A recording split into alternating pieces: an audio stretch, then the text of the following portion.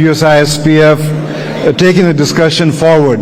Can I request people in the back, just please pay some attention. Please, at least a courtesy to the minister, spend some time there. Thank you. Thank you so much. Are we on? Yeah. First, as Mukesh said, it's really a pleasure to be here, and thank you, John, and thank you, Mukesh, for your leadership with USISPF. I'm thrilled to be here with you, Lokesh. Let me first start off by saying మీరు ఇక్కడ వచ్చినారు చాలా ధన్యవాదాలు. So, I have to show a little bit of my Telugu because, as he knows, I also grew up in Hyderabad, and we have a lot in common, both in terms of spending time in Hyderabad as well as spending time in the Bay Area. I'll start off with a little bit of a story, and then maybe I'll get into the questions for him. When I left 40 years ago for the United States, I was in this small town called Hyderabad and Sikandrabad. It was the Twin Cities. And when I left and I went to the US, virtually nobody knew where Hyderabad was on the map in terms of where it was in India. But it was the vision of Sri Naidu that by the time I came back a few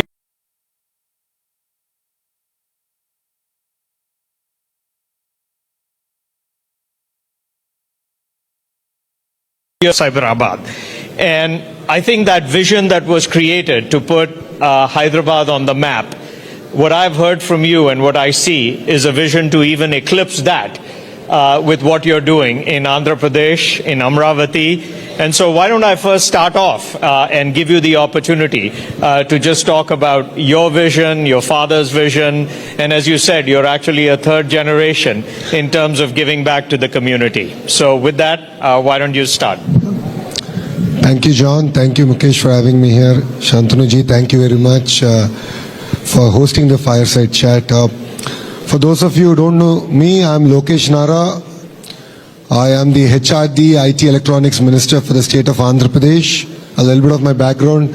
I did my bachelor's at Carnegie Mellon, worked at the World Bank, a Stanford MBA, came back to the family business. We run one of India's largest private sector dairy company. Then my wife came back from Stanford, kicked me out of the business. I ended up in politics in 2013. I'm a third generation politician, second generation entrepreneur, and I'm enjoying what I'm doing. And I keep telling my wife, in business, what I could have done in a lifetime, I get to do it in 5 years in Indian politics. So that's a bit of my background. The state that I represent is a $180 billion economy, aspiring to be a $2.4 trillion economy. The government was voted in the last 17 months back. We've attracted so far $120 billion worth of commitment. All that is getting grounded as we speak. Two of the marquee investments which we're particularly proud of. One is, of course, Google, who are now investing close to $15 billion. And this is India's single largest FDI investment ever. So we are particularly proud of that. Second one, of course, is ArcelorMittal building India's largest steel city in Visakhapatnam, south of Visakhapatnam. And this got closed over a Zoom call. So speed of doing business is our unique selling point. But I'll give you two more reasons why you should consider Andhra Pradesh. First one, of course, is speed. The second one being our leader, Mr. Naidu, has a track record of building cities, and we are out to do it all over again, this time at a state scale. Third is, in India, I'm sure you would have heard of double engine Sarkar, which is the federal and the state government being from the same political establishment. Yes, there are quite a few double engine Sarkar states, but there's only one double engine bullet train Sarkar, and that is in the state of Andhra Pradesh, under the leadership of Honorable Prime Minister. Under the leadership of the Honorable Prime Minister Shri Narendra Modi ji, Andhra Pradesh is spearheading all the reforms that Government of India wants us to deliver. All of you would have heard the term Namo. That's Narendra Modi. No, it's Naidu and Modi ji. So we have the Namo in Andhra Pradesh. So if you're not yet sold on investing in Andhra Pradesh, I think after the fireside chat, I look forward to catching up. Thank you very much. Well, thanks a lot. And again, may I please ask the people at the back to give, our chief guest the honor of listening to him. Maybe if you are next to somebody who's talking, you can just put them on the spot and ask them to, stop talking. But let me start off with something that you talked about, namely speed of doing business. And everybody talks about the opportunity in India. But one of the issues is that they talk about, the speed is not always what it needs to be. And you've given two examples, whether it's Google with 13 months or ArcelorMittal. So tell me how you're accomplishing the aspect of not only attracting people, and the momentum is incredible, but this aspect of doing speed. What is different, and how are you in Andhra Pradesh making sure that you continue to focus on that? No, I mean, it's technology and people. Technology comes in where we are looking at policies. We are using AI to compare it to other states. We are looking at coming up with best-in-class policy. The second part is, as a company, once you apply, we actually compare your application with other applications using AI and looking at how can we give best-in-class incentives and attract you to Andhra Pradesh. The second part, the other side of the coin is, people. Relationships matter. And if you look at Mr. Naidu and his track record for now almost 4.5 decades, he has an amazing Rolodex, and we are just leveraging upon it. And once we shake hands that we are going to invest in Andhra Pradesh, it's no longer your project, it becomes our project. And I'm sure partners here who have already looked at Andhra Pradesh know it. We create a WhatsApp group. I'm sure Meta is happy with me mentioning WhatsApp here. We create a WhatsApp group, and then we are in touch, we follow it through. Anywhere things get stuck, we are very frank and open with each other, and we sort of look at how can we sort of streamline it. And it's a great lesson that as a state we can learn. So the next partner who's coming into our state doesn't go through the same process all over again. I think a big reason why India actually has been so successful on the global stage is, to your point, the investment in education. And in the past, that used to be engineering institutes, which were world famous.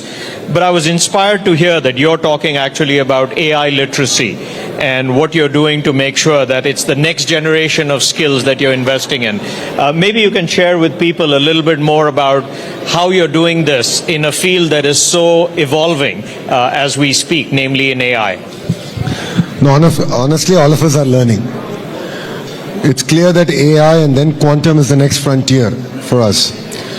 So, as earlier I was telling, we are very focused on the cluster-based approach, where we look at not only bringing in the companies, but the entire ecosystem associated with it. And education plays a very important role. So we're using AI as a tool, of course, to impart education, but we are also working with the industry to revamp curriculum in all our colleges and universities.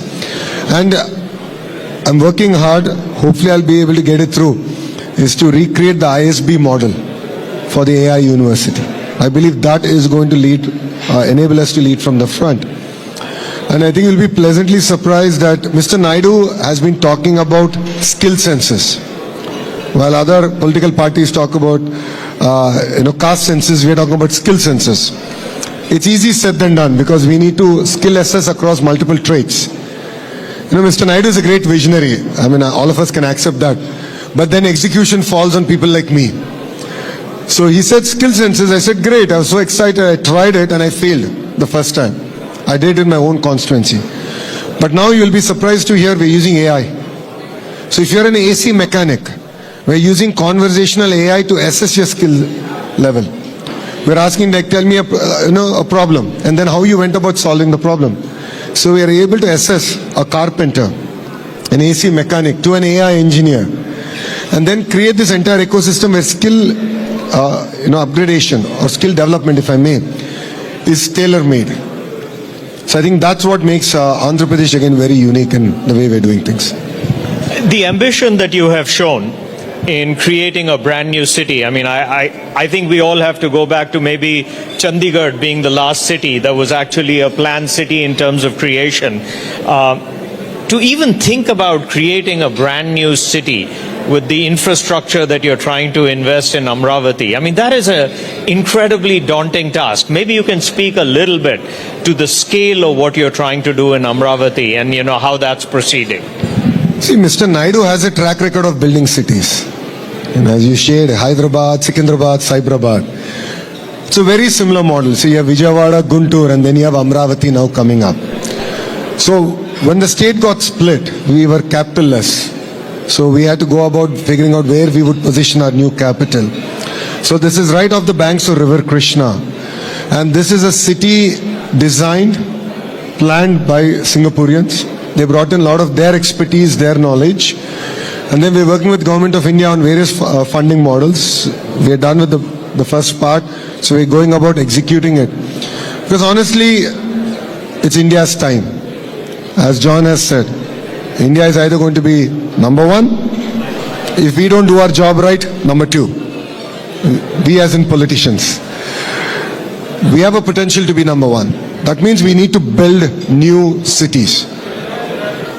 While existing cities are getting choked, we should use the existing infrastructure but build new ecosystems. What we've done is we've made farmers part of the entire ecosystem. So 30,000 farmers came forward, gave their land, we pooled all the land, created all the infrastructure, developed land back to them and part of it to the state. So I believe this is a model that's workable, and this is a model that I believe that could lead the way for India to build new cities and ecosystems. I always say that when I grew up, people used to say, "Go west, young man." I really believe that today, if anybody is growing up in the US, you'd say, "Go east, young man." But maybe just a message to the people here in terms of those who are considering investment in India and in Andhra Pradesh. Why you think, as you pointed out, it's India's time. And then I don't know if we have time for a few questions, but I'd just like to give you this opportunity to tell them all the things that you've been sharing with us as a board of what's exciting and happening. I'm sure quite a few of you are from California. So you think about Andhra Pradesh as California of the East. So we have an amazingly long coastline, beautiful cities, ecosystem getting built across the state. For people who have followed Hyderabad and its growth trajectory, there's a leader who has a track record and is sharing with the board that it is India's time, and in India it is Andhra's time. What you're seeing is history getting created in front of your eyes. It could be with Google, it could be the project we have done with Meta, it could be the investment that ArcelorMittal is now doing. We are creating history. And I request all of you to come visit us, see what we are doing, and please don't miss this bus. Together we can create history. And coming back to John, India will be number one. The question is, can we do it before 2047? With that agenda, please come, visit us, and we'll make it a worthwhile trip together. Thank you. Thank you so much. Do we have time? If there's any questions, okay, maybe, do you have a few more minutes to ask? Okay.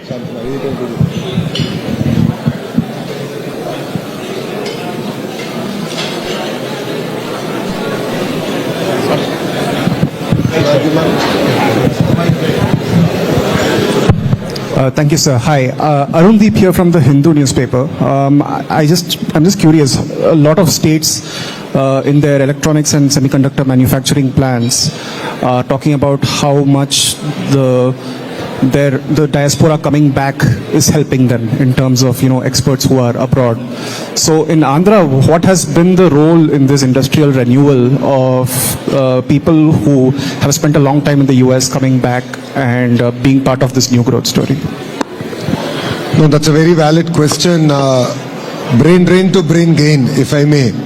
I think that was your question. We are seeing a lot of interest for youngsters who spend a decade or less than a decade in the West looking forward to coming back. And with the kind of ecosystems and clusters that we are building, I've shared with the board that we are looking at a very decentralized development. And if there's something that we can learn from our neighbors, is the power of cluster. So you take electronics manufacturing. How can I get the 1,000 companies that end up creating the entire ecosystem that then Apple takes and makes an amazing iPhone? So we're looking at building multiple clusters. Work's already done. They're at different stages. That's what I call as the verticals. And horizontal is where education comes in. That's where my role comes in. One is education, then skill development. We're doing a lot of testing ecosystem and of course certification ecosystem. this alone is not enough. We need to build a vibrant social ecosystem.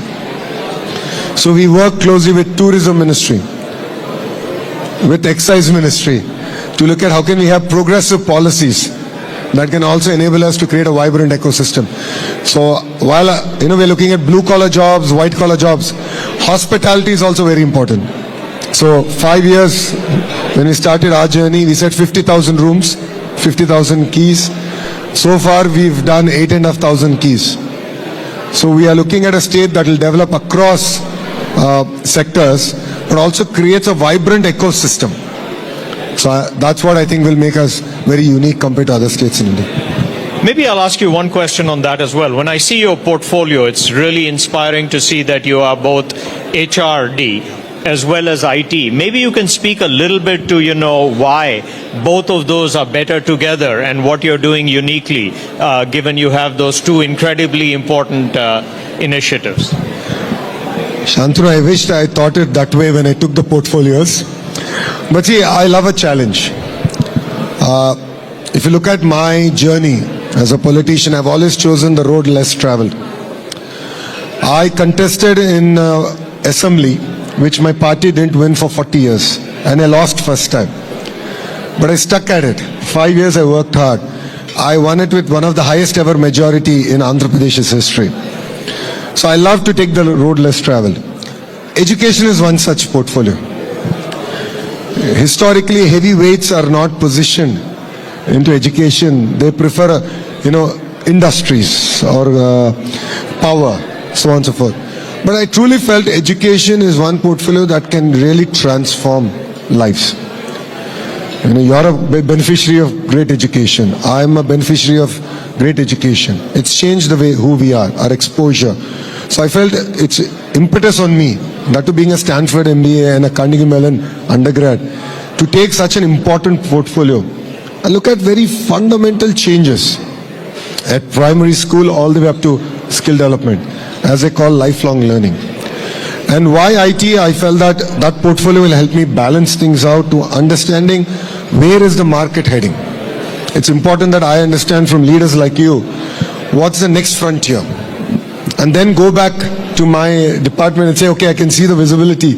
20 years from now, these are the skill sets that are required for the youth of India, and then work backwards in terms of a curriculum. So yes, Andhra Pradesh, I think, is the only state which has HRD, IT under one minister. Thank you. Well, you've been extremely generous with your time, so thank you. You talked about Stanford and Carnegie Mellon. Hopefully you think HPS is still pretty good, in terms of what we were able to do, and I'm still a Manavadu in terms of, being part of you. But please, let's give him a round of applause. Thank you so much for being here. Thank you, Shantanu. Thank you.